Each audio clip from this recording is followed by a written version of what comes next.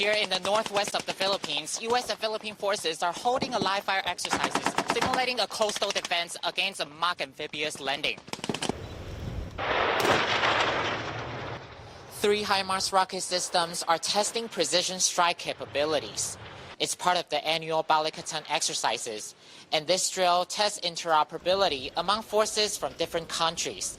Drawing lessons from the war in Ukraine, the U.S., the Philippines, and Japan are fielding a number of systems, including drones, Stinger missiles, armored vehicles, and indirect fire weapons, to practice defending northern Luzon.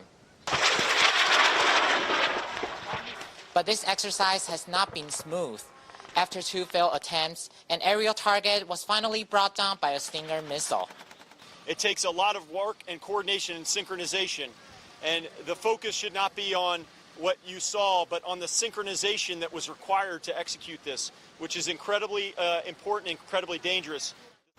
And while conventional weapons are being fired, they're also testing drones. They're being used to gather intelligence for the countries, while drone boats are being used as mock targets to test firing capabilities. And as the final line of defense, live fire tests on landing forces, with many of the troops involved provided by Japan. Officials say the drill is not directed toward any country, but experts say otherwise. It's only China that, of course, has a major territorial dispute with the Philippines in the South China Sea. And, of course, also looking at the location, it's not very far from Taiwan. So, in a way, it's a reflection of the security concern that involves not only the South China Sea, but more significantly, Taiwan. While only 3 countries are actively participating in this drill, troops from around the world are observing.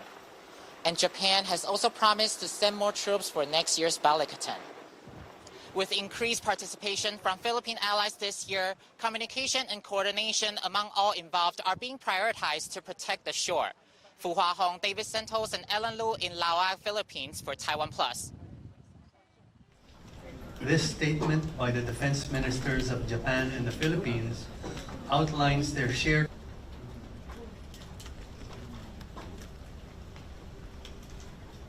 of its 3 principles on transfer of defense equipment and technology. The 2 ministers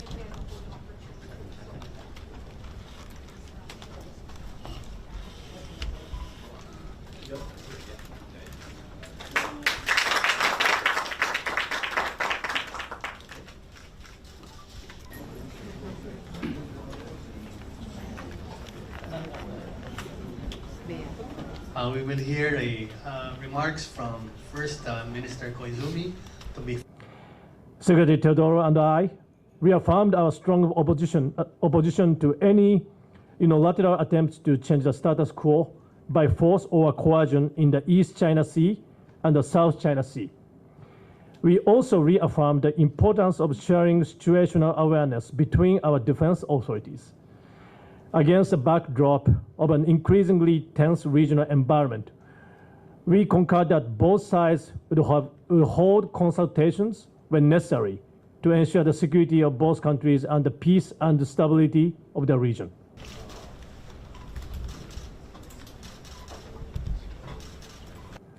As the international security environment becomes increasingly complex and tense, cooperation between Japan and the Philippines as strategic partners is becoming ever more important.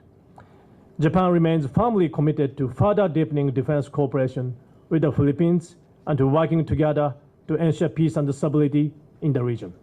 Thank you to His Excellency, the Honorable Minister Koizumi. We also thank Japan for being there when we most needed them in natural calamities, humanitarian assistance, and disaster response. Thank you very much, Your Excellency.